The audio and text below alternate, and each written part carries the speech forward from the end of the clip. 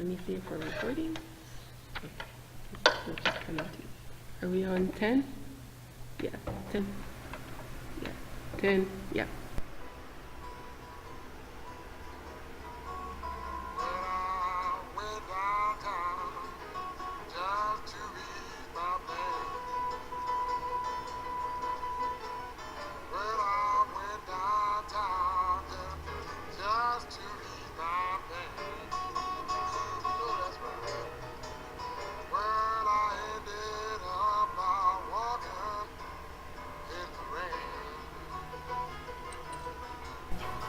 Hello, and thank you for tuning into a retrospective review presented by nofearOCnetwork, as well as we're also collaborating with Orange County Racial Justice Collaborative. And so I'm your host, Jordan, as well as we have a couple other guests here, or reviewers here today. So I'll just go to my left. You can just state, your name if you want to, or if you want to pass on. It doesn't matter if you. Good evening, everyone. My name is Lisa, and I grew up during the 80s. Cool. And that's it. Okay. James, I grew up in the 70s. I am 59 years old. And originally I'm from San Pedro, California. Now I'm living in Anaheim, California. Cool. Hi, my name is Daisy, and I'm 27 years old, so I'm a 90s baby, and I'm from Northern Orange County, grew up in Orange, and then now I live in Anaheim, so Orange County is where I've been all my life. Hi, my name is Gloria. I am 72 years old, so I grew up in the 50s and 60s. I'm originally from Nashville, Tennessee, and have been here in Orange County over for 40 plus years. Wow. Excellent. All right. Thank you, you all, for joining us here today. I really appreciate it. And so, so we're looking at The Corner, and we just finished watching episode 3. And so before we start reviewing, we just want to go ahead and say, just give our thanks to David Simon, Ed Burns, David Mills, as well as all of the folks from Baltimore. And then we also want to give our thanks for Irvine United Congregational Church for allowing us to use this space, including Pastor Sarah and Pastor Steve, as well as Felicity, just because without your sponsorship from the Ministry of Young People, as well as Ministry of Diversity and Inclusion Task Force, we wouldn't be here today using this space. And so before we start reviewing again, we'll just give a background of The Corner. And so The Corner, episode 3, it was called Fran's Blues. It was directed by Charles S. Dutton, and it was directed by David Mills, and it was released on April 30th, 2000. And the description, according to Wikipedia, it says, Fran has her own drug habit that her son has so far avoided, but DeAndre, still a child, helps support his mother and younger half-brother, D-Rod, by selling cocaine on the corner. Fran's warnings to her son about selling drugs continue to go unheeded, and DeAndre gets busted again, this time to teach him a lesson. Fran makes no effort to get him out, and he's transferred to the boys' village for a wake-up call. And so I guess after watching this series, what are your initial thoughts? I think just from watching 1, 2, and 3, and then also what impacted you guys from the last episode.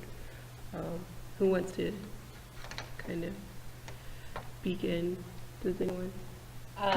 Yeah, actually this one, so Out of the 3 so far, this is probably my favorite one.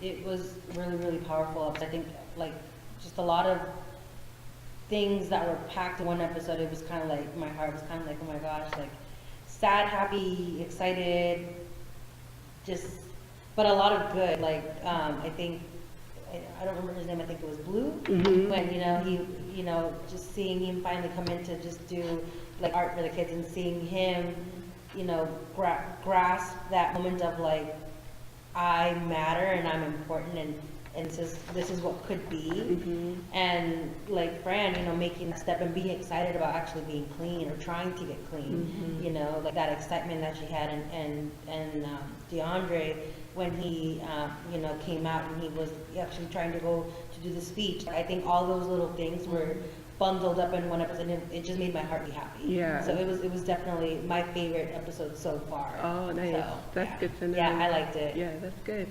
Anybody else? Oh, go. Yeah, just to piggyback on that, when Daisy was talking, I was thinking also that this episode, I saw a lot of hope. There was hope in each character that was being portrayed there. So, yes, and the relationship with the mother and the son was still so respectful, and still this outside of her struggles, she was still trying really hard to be a mother to him, and to really direct him and redirect him along the way. So yes, as Daisy said, it was a lot packed into it, but each person, but my whole thing was, I take from this is hope. There is a lot of hope to come. Yeah. To come. Okay. Yeah, this was a very good episode. It had a lot packed into it, as I said before. But for me, it had a few aha moments, which you see. I was trying to think what was the most powerful one of them all. I think I may have to say when Fran, and we didn't know who she was looking at, and we find out she sees her dad, and like she says, he doesn't say much, or what did he have to say? Nothing. And then I thought another powerful moment is when Fran's cousin was doing the shine, and then when he looked at her and said, "You should get in the water," it's her swimming like me, and so you really saw that. And then I loved how they cut back and forth to how we saw how they got there, with Fran and wanted to party, and how we knew that his husband, Gary, it wasn't about that. Yeah. And so, with this episode, I am a little bit upset at Fran. Because I Great. think it was her fault. But I think what I noticed in all 3 episodes so far is that the one word what they don't say to the family members at all, or no one says that they love each other. Yeah, I was gonna say that. Yeah. But I don't know if it's, like implied with everything what we're going through, but then on the flip side of it, I would think, like, if I lived that way, would I see love? So. Great. And I think if just kind of going out, I'm learning a little bit about like psychology, like attachment styles and such, and something I read was like, people that are like coming from like traumatic backgrounds, or like even like environments like where it's not a secure attachment, where the parent figure doesn't convey that message of like I love you, and like so I just noticed that at the end when Fran was about to go to rehab and she saw her son, like they didn't say I love you, but the way DeAndre showed he cared about his mother was he said come here, and he hugged her, but you saw that it was kind of a struggle for her to embrace and and hug and convey that yes, I love you, and securely like saying like, yes, I do love you. Yeah, yeah. Just to touch on that, being from the 50s, 60s, 70s, 80s, in a predominantly black neighborhood, to say I love you was not something that was said. And even today, my oldest brother has a hard time in saying that. He says, he feels like that he said it once and that it's okay. And for me, I've learned to say that over and over again. So, and it's not just a, cliche or something to say, you say it because you do love the person. And I think of the fact that this may be the last time you see or the last time you talk to someone. So yes, from my own personal experience, it was something that was never said to me. I do not remember my mother ever saying that to me. So that's why I today make it a point to say it. I would like to share that one of the highlighted moments I had seen in the film was when the rec instructor or Miss Ella? Miss Ella had the children, and she was bringing them across the street, and she had to pass through the corner, and how she had to inform or alert the corner that there's a group of young people that are coming through, and how they gave her that respect, and they did like what Gloria said, the hope of the next generation.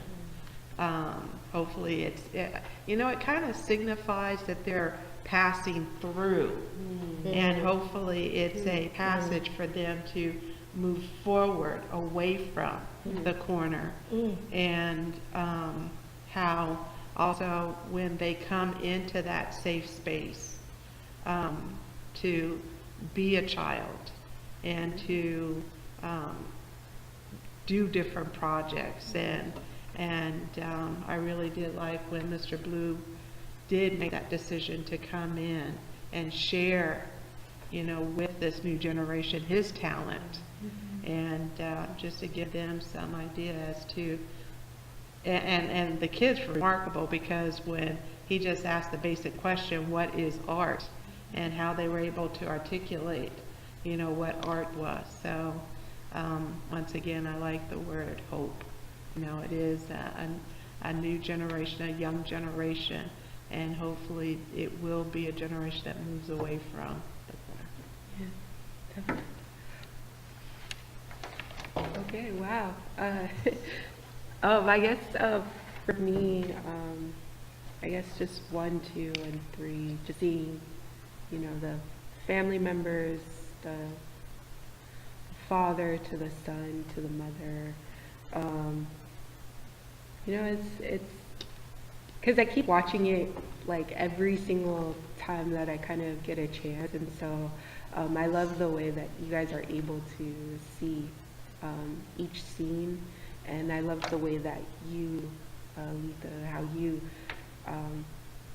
signify that the kids, it was like a passage through. I never, the many times that I've seen it, I've never saw it like that way, and so I really like that too. And everything that you guys, or you all mentioned about Blue coming in, that was very impactful, I think, to, of course, to all of us. And then, but I think for me, even that ending scene, the first time that I watched it, the ending scene when Fran comes back in, and here she is, she's celebrating, she's like, I finally got it, and then having to go back to the place that she's trying to get away from, and it's like, but you have to wait until next week, and she's like, I just can't go back, and like when I first saw that, I always see like myself like in her when she's just sitting back in her room in her bed, and just like I just have to go back and wait. It's like,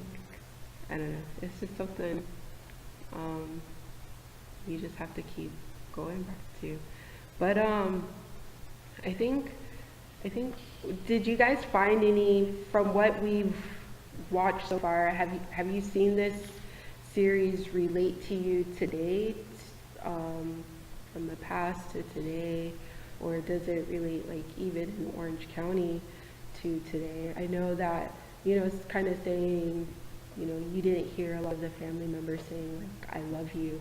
And even with like my own family, we kind of had that struggle of saying, I love you, or even giving hugs, to now we give hugs, we try to say I love you. But I know with you, Gloria, you mentioned that, growing up, that was a challenge. And so, but watching the series today, does it still relate to any of you all today, or any one of you all today?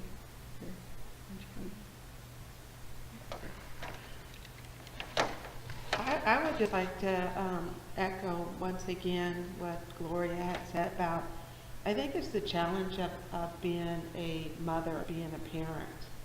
And just, even though she had her own struggles, but she was able to continue to parent her kids. And so I would say that's one thing that I could definitely relate to. We all have our different struggles with whatever it might be. Just being able to communicate with one another. Or right now I'm taking classes, and it's just like the struggle of trying to do the studies and balance a full-time job and still carry on a household. But it's one of those things that you always want to still be available to your family, be available to your children who may still need you. Even though I do have grown children, but they still need a parent, they still need a mother, they still need a dad. And so I think that's one thing that I could definitely relate to in this. And I just want to echo what Jordan was saying about when Fran did come back. And, I was just really saddened and heartbroken, by that she had to return back to a place that she didn't want to go to. And just hoping that she can muster the strength to hold on. And so, and that's one thing, you have to find the strength within yourself to I think still try to move forward, move on. And Yes, just to once again piggyback on that, and talking about Fran still having to come back, but she came back. She returned, and for me, that showed a lot of strength for her to even return to face her family and everyone. And yeah, as I said, it takes a lot of strength to do that, because she could have gone someplace else. And I'm sure she had plenty other places that, and even though the place we feel is bad where she is, I feel that she could have gone to a place even lower than where she was, So, yeah, I mean, I was hard. Yeah, my heart also sunk for her, and so I just saw still with her the hope and the strength, and just feel like that. Yes, this was a setback, and I just think of so many setbacks that we have in our lives. And so, as hard as it is to return and guess, face the music or feel like that you failed. You know, however, she made the effort. She made the big effort. And I think just by making that first effort, she made the first step by even going. And so, and that was hard for her to do. So the second step, you know, I haven't seen the other part of it, but I have hope for her. I guess anything, or even what about the ending of, who was it, Officer Brown? And just what Charles S. Dutton asked him about, like, are we going to end this war on drugs? Or just even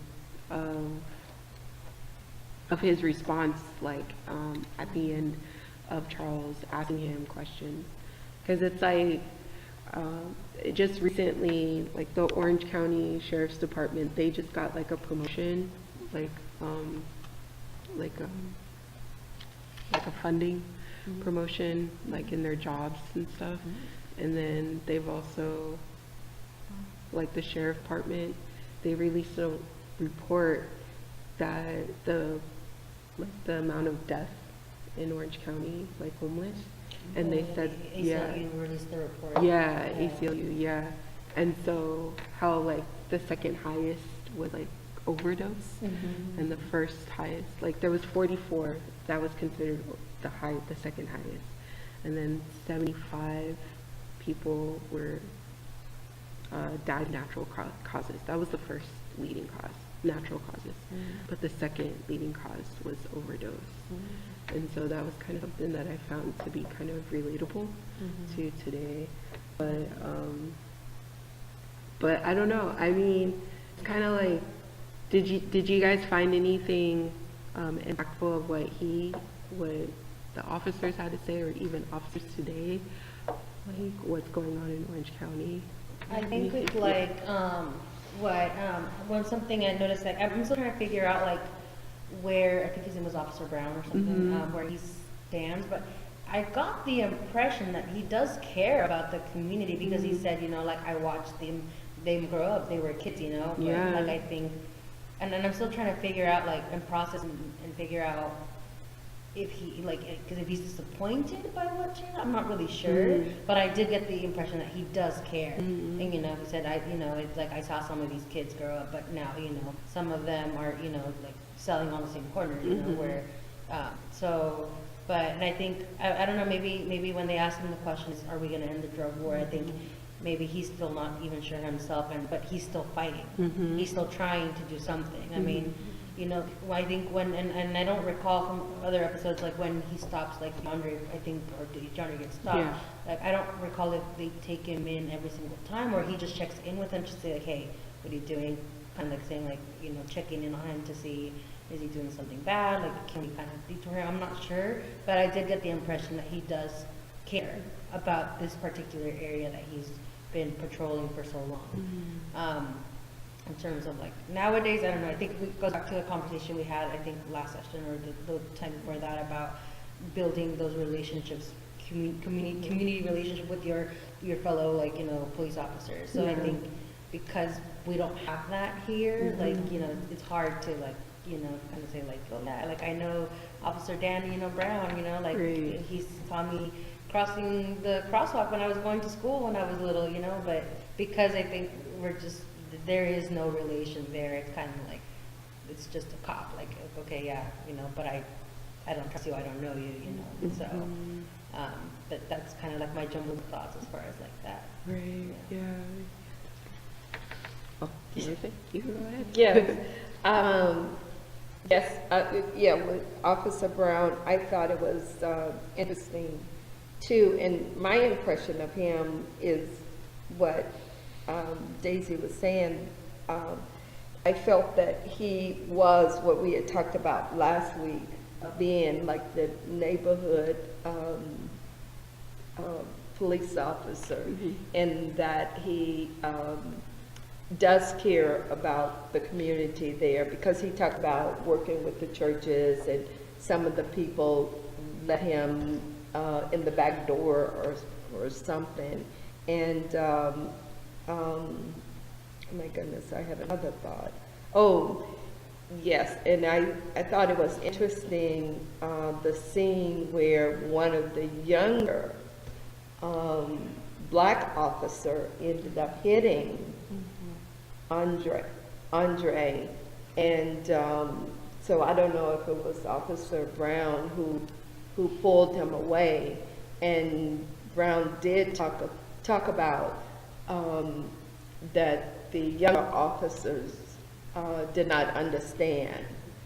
And so with him being older and part of the community, yes, he does care. And yes, it is. It's very hard to say about the drugs today, even today, then and even today.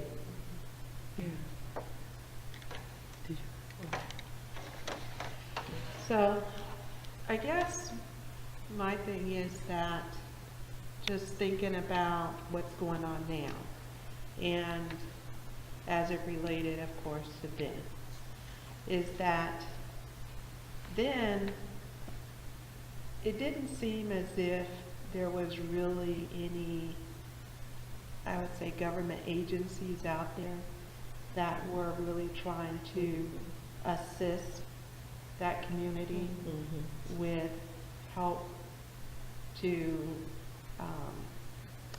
for rehabilitation. Now, in the news, you always hear about the opioid crisis and how there's governmental money available to assist those that are addicted to the opioids.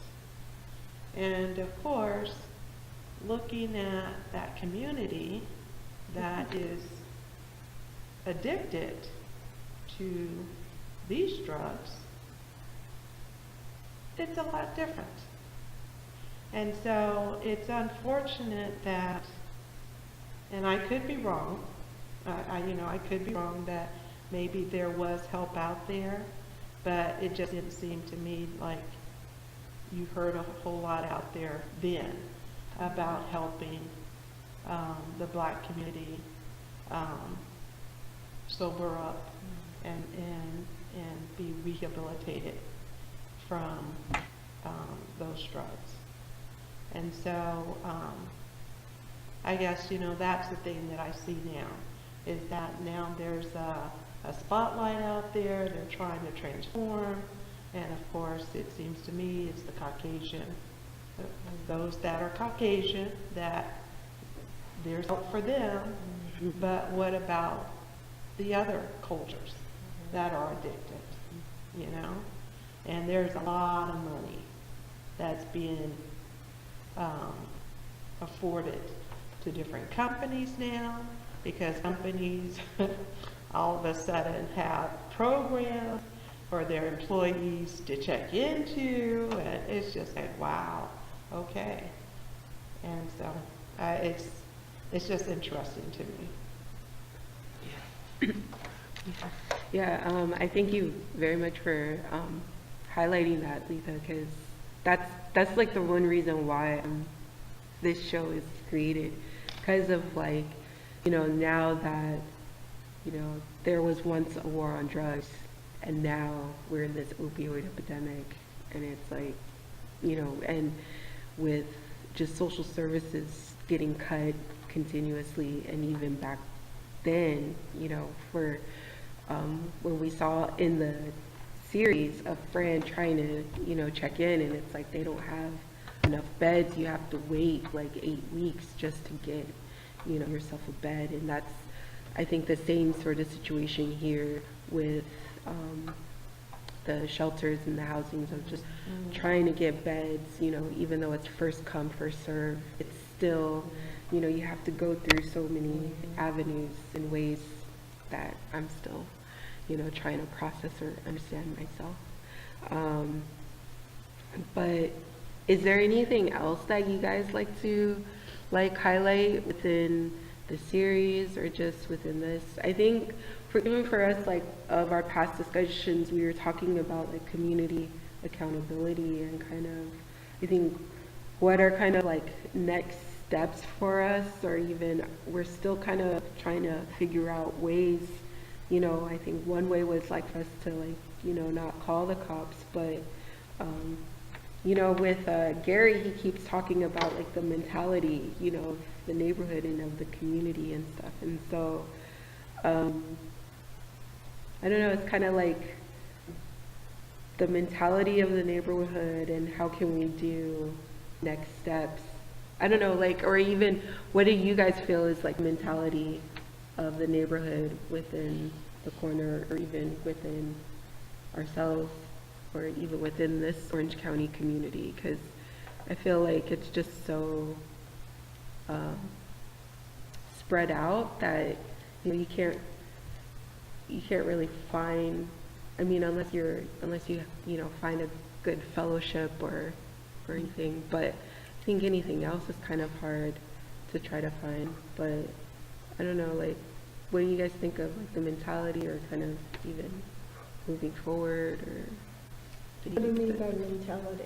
I think with Gary, how he kept saying it's the mentality, you know, Yeah. of the community. Like he's like, I don't know, it's the mentality around here. Like it's like they're either It's contagious, kind of like, it's like, well, I guess I'm not sure if I'm following, like, you I am, but it's kind of like, are you talking about like in terms of him being able to escape what's tying him down to his addiction, like being like a dope fiend, quote unquote? maybe, that. yeah, because I'm still even trying to like understand what he's trying to say too. Of I think because it's like when he was just sitting there with like Fat Kurt, like just on the curb, and I forget specifically what they were like talking about, but I just know like Gary, he always keeps talking about the mentality of the community, the mentality of the neighborhood. I think I know what the scene that you're talking about, and like I think Kurt looking at somebody selling a drug, and it was supposed to be Arm & Hammer or something like that. The baking soda. Kurt, like the way he talked about it, like he was upset because he said the drug game didn't used to be like this before. Like I don't know, it feels like it's more of a personal thing for him, because that's the impression I got from he made that comment, like, you know, he got upset because this person was selling like fake drugs instead of real drugs, and it's like, you know, but like for him it was kind of like, no, like you know, I don't know, like for him it felt like he got offended that somebody would try to change up the game. He said there were rules and now everybody's playing like by their own thing. That's something that and it sounded like, I think, I don't know, I don't recall the conversation, but something Gary, I think whatever Gary had commented to Kurt said something along the lines of, you play the game, but when the game plays you, don't cry, or something like that. So, but yeah, I think I lost my train of thought. But I remember that scene. Yeah, so, yeah. I remember. You know, I guess when you was saying mentality, I'm thinking that, is it a situation where they feel stuck? And like you were saying, Daisy, unable to escape. But I don't know if the escape is into the drugs or just away from the environment. And so the thing is that when you grow up with a mentality that is limited, then it's very difficult for you to find the alternatives or the options in order to move away from an environment that is not supporting you. So I don't know if that's kind of where Gary was coming from as to mentality. So I'm thinking that it's a situation that he sees his community or the corner where they're stuck in an environment that they can't escape. Mhm. Yes, I wasn't following along before, but yes, just to tap onto Lisa, yes, I think in thinking about Gary, because that was really not his mentality or his way of life to begin with. And so I like what you said about being stuck. So he sees, because it's like he got caught up. So he's caught up in this mentality that that is playing out there. So that would be my take on it, because you know he wanted something better than that, and he was all about a better life, and so. But now he's stuck in this mentality. And when you stop and think about it, the community, it is all about a mentality of, selling and using the drugs. So, yeah. Yeah. I'm trying to think of what Fran said to him when she had gotten DeAndre out and took him. She was coming from Aunt Jackie's, and she looked at him waiting for the cigarette, and she had said, "Yuri, you're not cut out for this. Thank you. You're not cut out for this." And so, but yes, like Gloria said, that, here it is, they were scrounging, scavenging the neighborhood, trying to find anything to sell, just to unfortunately feed their addiction. And then so I think I just want to end it from Fran of where she was coming back from the grocery store, and because I wanted to highlight the beginning of the quote of the scene of how we look trying to raise children up in the middle of craziness, and just her kind of taking that charge and that stance of what is going on, why is this even happening, and what did you all think of her trying to take that, just taking that stance of her siblings and just within the household of we have to kind of get out of this because this is sucking us up dry, and what are we going to do about it? Does anybody want to kind of comment or think about remember? What? I guess for me, that's, as you were saying, Jordan, that she came to realize what was happening. And was it then when she decided to go into the rehab place? And so she was ready. She herself was ready. And it's almost like being the first one to step out. And I thought it was her brother that had made it, and how he was able to get out. And so, sometimes you think about when they say that you hit rock bottom. So it was almost to the point of her hitting rock bottom and knew that it was time. And maybe, and I don't know if that was before or after Andre was locked up. And she was saying that hopefully this would be a change for him. So maybe that was a change for her. She knew that she had to make a change. But I like the part where what you said about the grocery, her with the grocery. She was still trying to be a mother or caregiver to to, you know, not only to her sons, but even to her siblings that lived in the apartment. So, yes.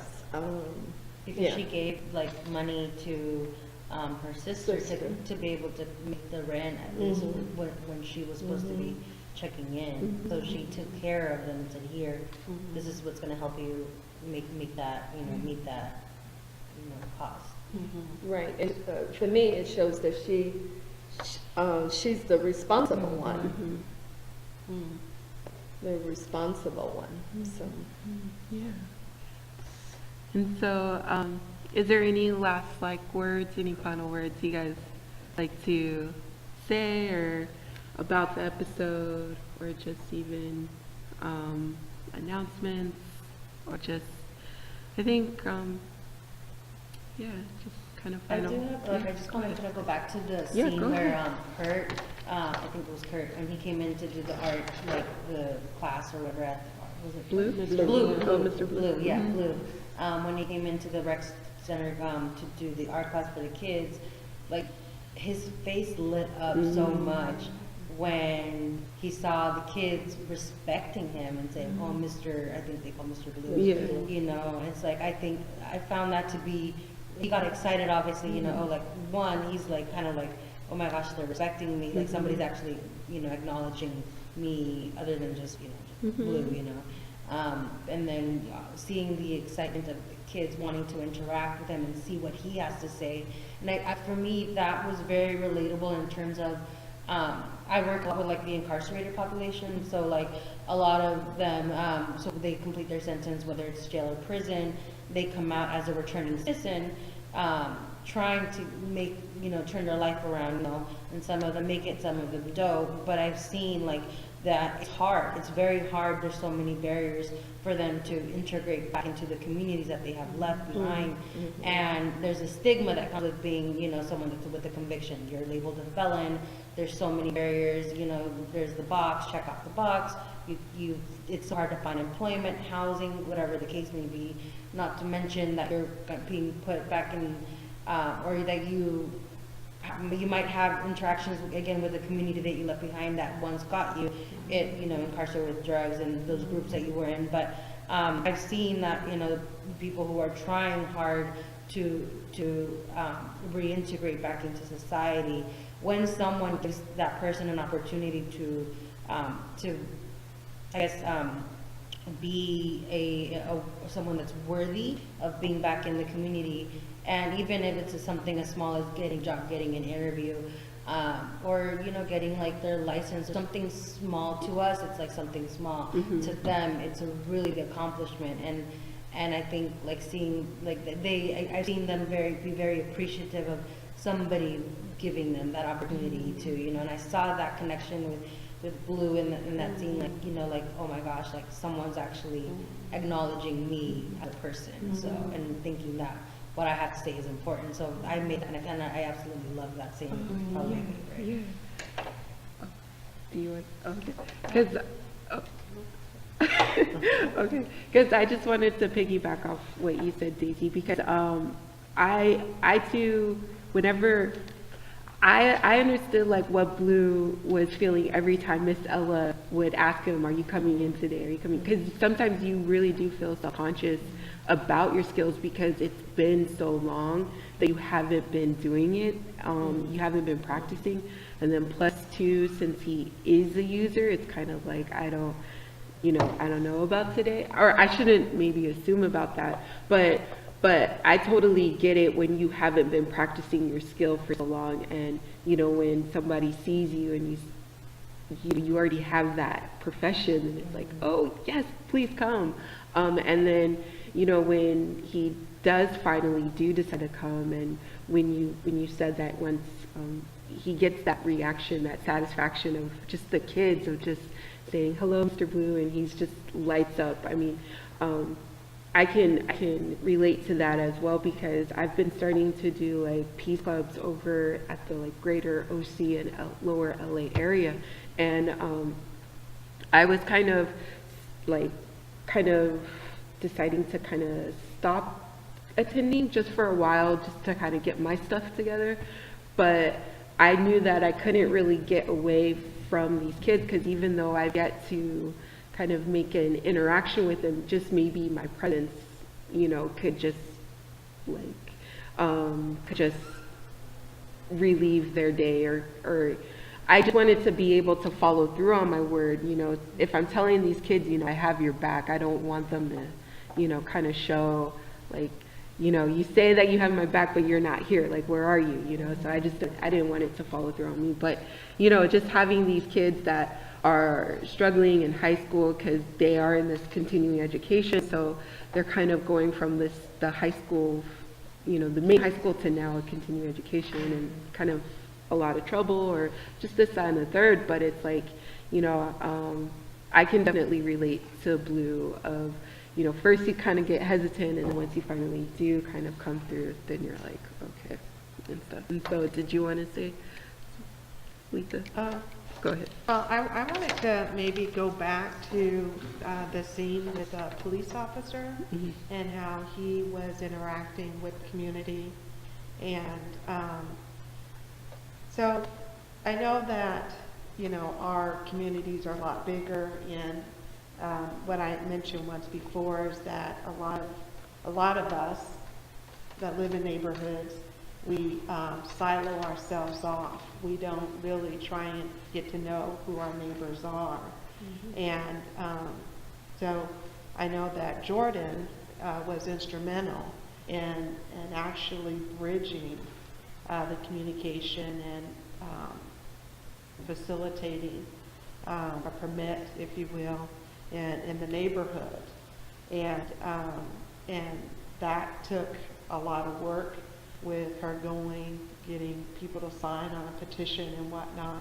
But where I'm getting with all of this is that as of late, you know, with the police departments and whatnot, just recently I noticed that they are starting to call neighbors and alert us as to different things that are going on in the neighborhood, meaning like if there are streets that are closed temporarily.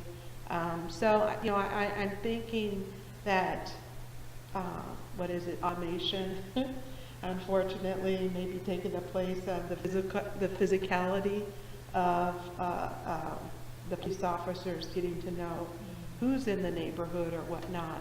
But at least there is a sense of communication that's coming out, so that they are alerting us as to, you know, different things that may be going on. So even though the discussion previously was thinking of other alternatives as to, do we really need to get the police involved, I really do believe that there are resources out there that all of us can turn to before we have to call in the police. Mainly, it's once again getting to know who our neighbors are, and building a neighborhood of a community.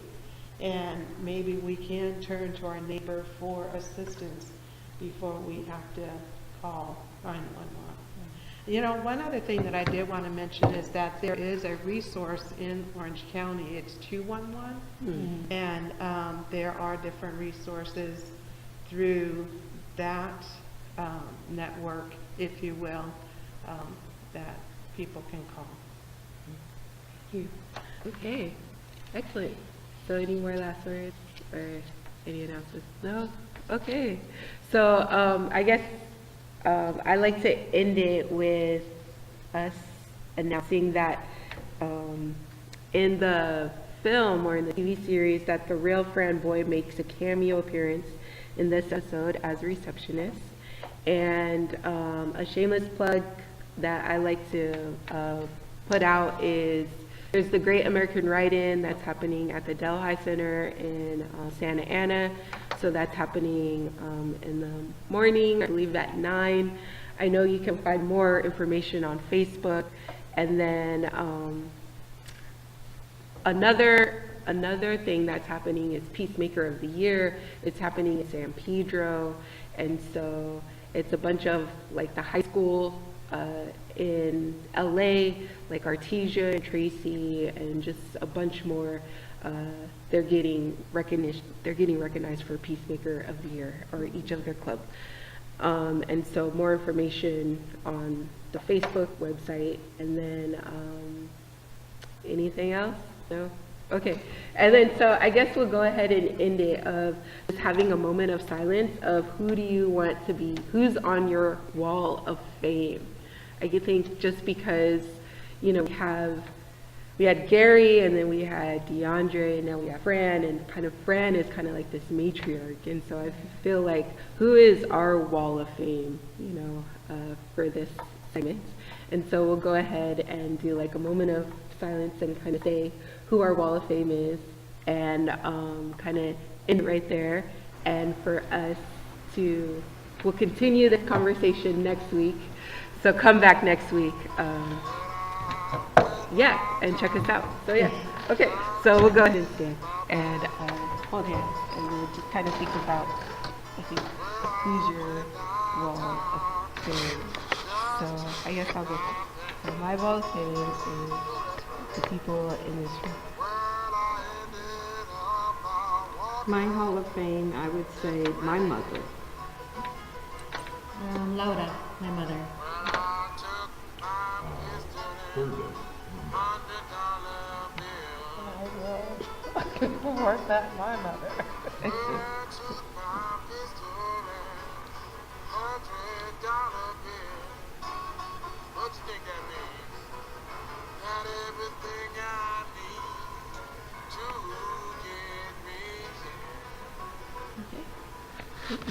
All right, thank you for tuning in to a retrospective review. Hope to see you guys later. Thank you. Thank you. If you guys want to say bye. Thank you. Goodbye.